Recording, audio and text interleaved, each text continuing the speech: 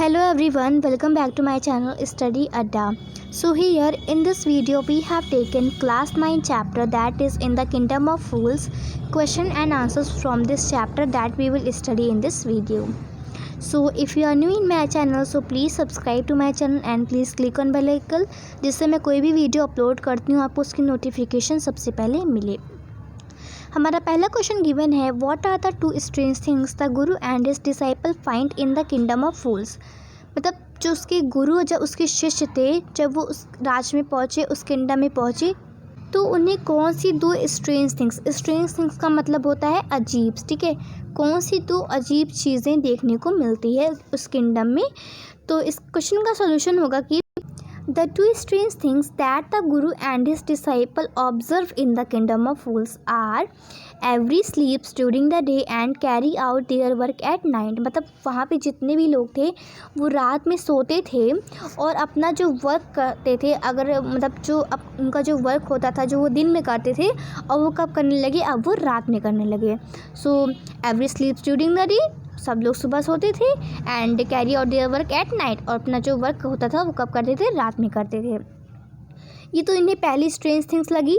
फिर सेकंड कौन सी strange things लगी, the cost of purchase anything from the market was the same 1 to 2 means 1 rupees.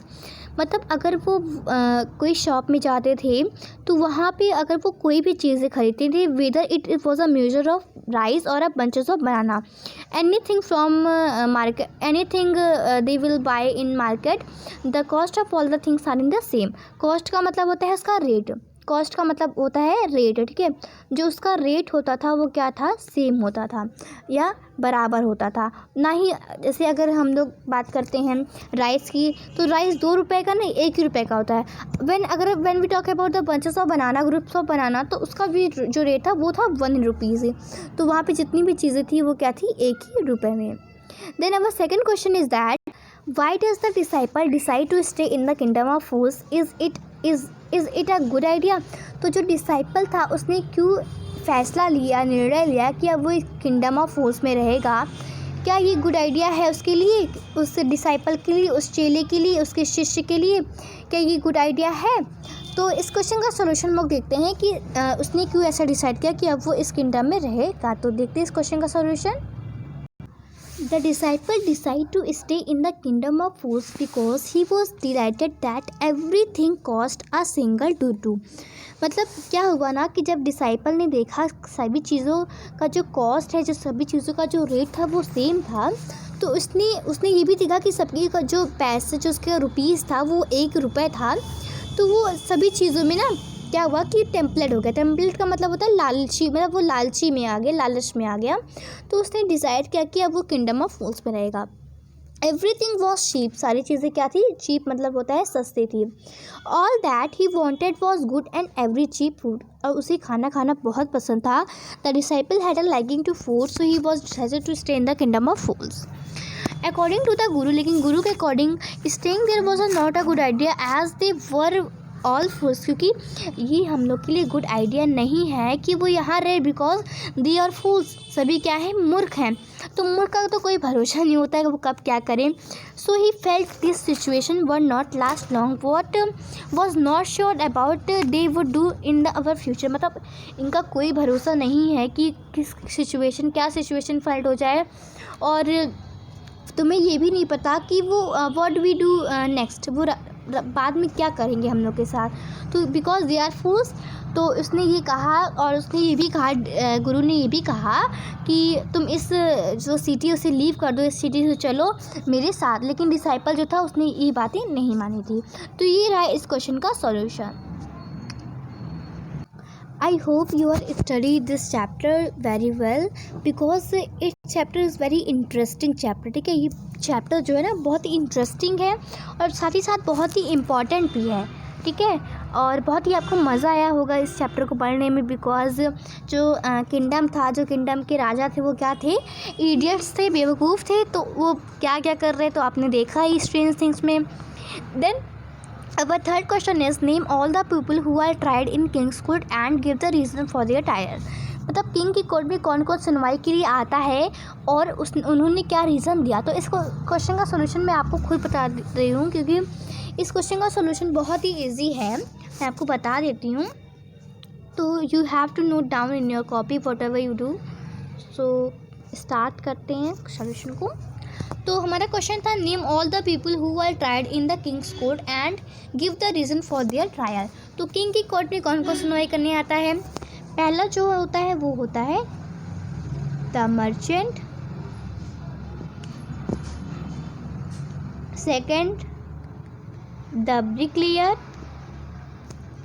Third the dancing girl and the last is the gold Smith. Okay, ये 4 लोग आते हैं king की court में सुनवाई के लिए, ठीक है। The merchant, the bricklayer, the dancing girl were tried in king's court. इन लोग आते हैं किंग के कोर्ट में सुनवाई के लिए, ठीक है। Listen to carefully what I say. The merchant, देखिए पहले आपका क्वेश्चन रहेगा, name all the people who are tried in the king's court and give the reason for their trial. So you can write the merchant, the bricklayer and the dancing girl and the goldsmith were tried in king's court, ठीक है। अब वो किस लिए आते हैं, because of thief date when the merchant house had a collapsed, क्योंकि उसकी जो वॉल थी ना वो क्या थी, गिर गई थी। तो जिसकी वजह से जो थीफ था, जो चोर था, उसकी ऑन द स्पॉट मौत हो गई थी, वो उस ऑन द स्पॉट मर गया था। तो ये रहा हमारा इस क्वेश्चन का सॉल्यूशन। फिर मर्चेंट किस लिए आता है सुनवाई के लिए, क्योंकि the merchant was tired for buildings a weak wall, क्योंकि उसने काफ़ी वीक वॉल बनवाई थी। The bricklayer were tired because of doing his work very carelessly. Please listen to carefully what I say. And the dancing girl were tried because of distracted the bricklayer with his jingling anklets by walking up and down and the road where bricklayer was laying the wall। क्योंकि जो dancing girl थी वो bricklayer के घर के पास, जो जहाँ वो उसका हाउस था, वो आना जाना लगाती रहती थी, वॉक अप डाउन करती रहती थी, जिसकी वजह से जो ब्रिकलेयर का जो कंसंट्रेशन था, एकाग्रता था, उसे क्या कर रही थी, डिस्ट्रैक्ट करते ही उसको भंग कर रही थी। फिर the gold Smith was tired because, नहीं, जो गोल्ड स्मिथ था ना वो ब्लेम्ड कर रहा था डांसिंग गर्ल को, by because he was up and down from his house, क्योंकि वो हाउस से क्या कर रही थी, उधर उधर लगा रही थी। तो इस वजह से जो गोल्ड स्मिथ था वो इसको ब्लेम कर रहा था, डांसिंग गर्ल को। तो ये रहा इस क्वेश्चन का सॉल्यूशन, ठीक है।